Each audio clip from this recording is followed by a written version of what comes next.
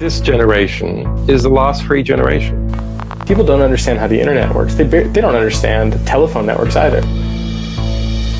And I asked them at the evening, so what's the fuck is the secrecy about? And they told me, well, it's about slowing down processes in order to better control them. Like, it's not about technology, it is about control. There was a guy named Charlie there, Charlie from the CIA, and you know, he was explaining, you know, that if you want to come and join the CIA, that this is a great opportunity to work in the real world, and the Spa War people were there, and Microsoft was there recruiting.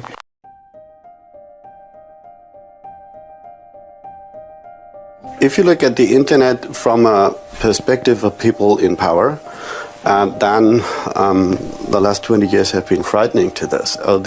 They see the internet like an illness, okay? An illness that affects their ability to define reality, to define what's going on in the news, to define what the people know, what is going on, and their ability to interact with it.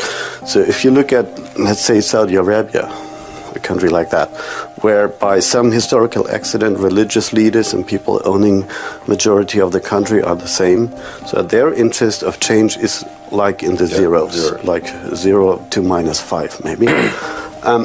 And when they look at this, they look at it like an illness, and they ask their consultants, do you have some medicine against this thing out there? You know, we need to be immune if this thing affects our country, you know, if this internet thingy comes.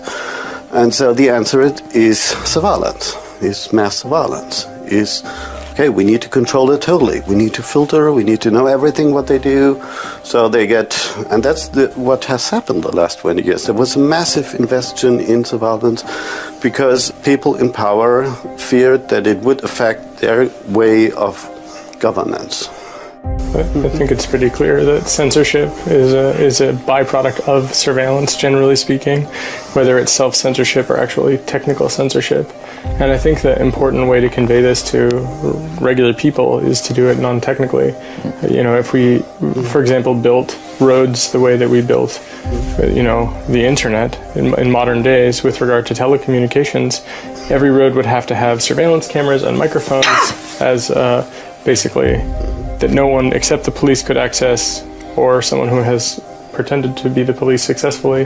We're getting there, Jake. Yeah, right. In this country. Yeah, and so I mean that though I think is interesting, because when you build a road, it is not a requirement that every inch can be monitored with perfect surveillance that is only available to a secret group of people. And I think explaining to everyday people that is the way that we're building roads on the internet, and then requiring people to use those roads, that's something that I think regular people can connect with when they realize that they won't always have, the builders of the roads will not always be the ones in control. Like, it's not about technology, it is about control, and control through surveillance. This generation is the last free generation. You were born, and either immediately or within, say, a year, you're known globally.